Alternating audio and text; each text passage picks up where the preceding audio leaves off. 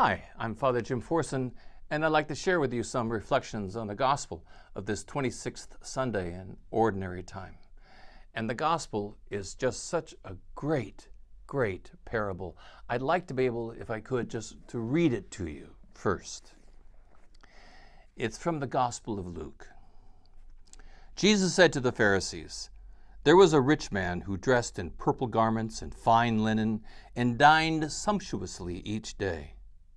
And lying at his door was a poor man named Lazarus, covered with sores, who would gladly have eaten his fill of the scraps that fell from the rich man's table. Dogs even used to come and lick his sores." Oh, how grim. "When the poor man died, he was carried away by angels to the bosom of Abraham. The rich man also died and was buried. And from the netherworld, where he was in torment, he raised his eyes and saw Father Abraham far off and Lazarus at his side. And he cried out, 'Father Abraham, have pity on me. Send Lazarus to dip the tip of his finger in water and cool my tongue, for I am suffering torment in these flames.' Abraham replied, 'My child.'" Interesting. Here's Abraham still calling this rich man who did not care for the poor Lazarus at all. He called him "my child." Still had that compassion in his heart for him.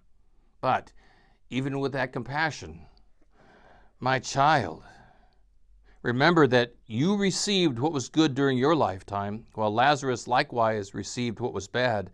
But now he is comforted here, whereas you are tormented.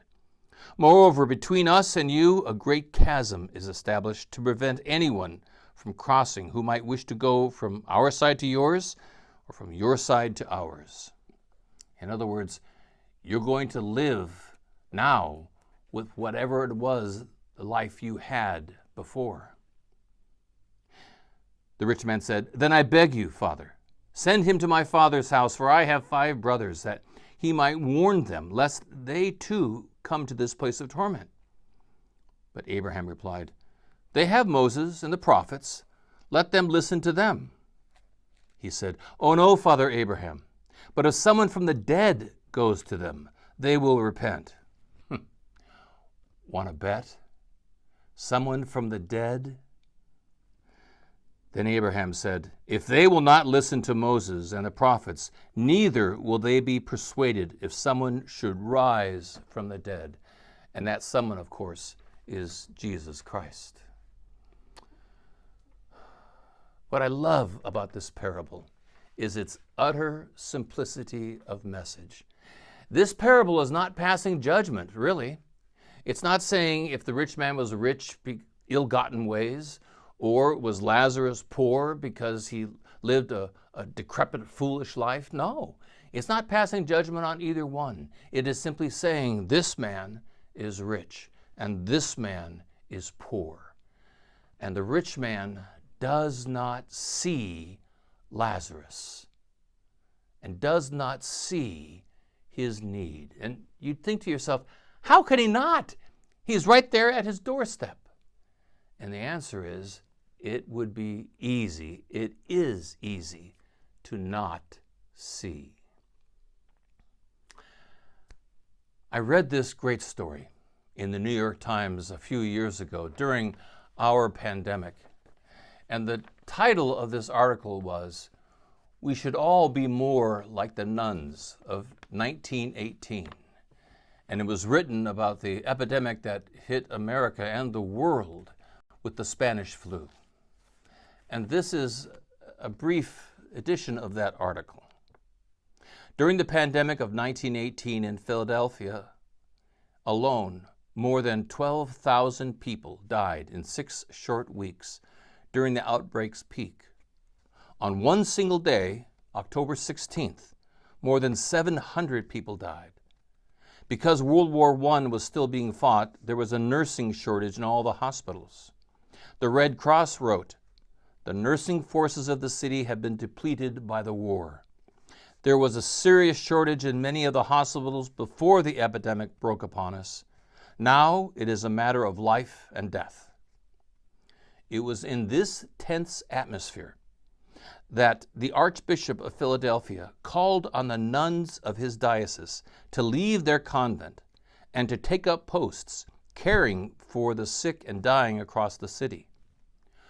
Although the nuns had little experience of the outside world and no medical training, 2,000 sisters answered the bishop's call. They signed on for 12-hour shifts. Dressed in white gowns and gauze and masks, the sisters treated patients who represented the cross-section of Philadelphia. Immigrants from Italy, Ukraine, Poland, and China, black families, Jewish families, the city's poorest, its orphans, its homeless, the destitute, all in need of care. They tended to stricken men crammed 30 to a ward with dirt from the factory jobs still on their faces. In private homes, the sisters found parents dead in their beds while hungry children cried in the next room. They washed linens, served hot soup, and mixed medicine. They brought water, ice, blankets, and comfort. The call, "Sister," was to be heard every minute during the night. One nun wrote, "I was struck at first with a fearful dread, for I had never come in close contact with death but once in my life. But realizing what must be done, I quickly put on my gown and my mask and began my duties." The mayor of Philadelphia thanked the sisters for their help during the flu's worst season, and he wrote, "I have never seen a greater demonstration of real charity or self-sacrifice than has been given by the sisters in their nursing of the sick, irrespective of the creed or the color of the victims." Tell me something. Do you think those nuns were carried by the angels to the bosom of Abraham? You bet. Those sisters embodied the heart of this parable because they cared for people, whoever they were. They saw Lazarus and never asked themselves, is this sick person, this dying person, this suffering person, is this a Catholic or a non-Catholic? They didn't ask the question, is this a deserving poor or an undeserving poor? They didn't ask the question, is this an American or is this an immigrant? They didn't ask any of those questions. Is this rich or poor? They didn't. They just saw suffering Lazarus and they tended to them. And that article was right. We all should be more like the nuns of 1918. You know, when I read that story, and I hear those stories, one part of my heart is so proud of those nuns, and the other part says to myself, I wish I was more like them. Well, I don't know if I can do what they did, but I do know that I, like all of us, can be able to pray for those eyes of faith to see suffering Lazarus, because as was true in Jesus' day, as was true in 1918, suffering Lazarus is all around us. All we have to do is see him. You know, on 88th Street, which is the street that goes along the side of the church, there's a man who just about every day sits down on the concrete. He doesn't have shopping carts with him. There's not a big pile of trash around him. He's just sitting there all by himself. And, you know, I've talked to him once or twice. He may be a little bit simple, but it is so easy just to drive by. I've done it because I'm busy, and to ignore suffering Lazarus. Even if I can't cure his poverty, I could give him a bottle of water, couldn't I? I could stop and just say, well, what can I get you? You need a sandwich? I could do that. I must do that.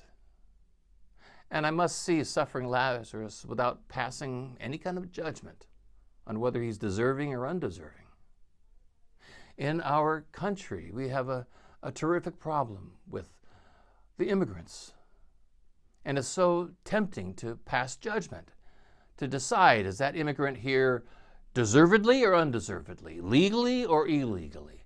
Well, the question really is this suffering Lazarus or not? and to see that person. Like we would see the people who sometimes are on the off-ramps looking for help, or the people who are outside the doors of our supermarkets asking for loose change. I don't know how best to help them, and there's probably a variety of ways we could respond, but that's what we must do. We must respond to suffering Lazarus in one way or the other. So, today, let that be our prayer. Dear God, help me to have the eyes of faith to see suffering Lazarus, and help me to be more like the nuns of 1918.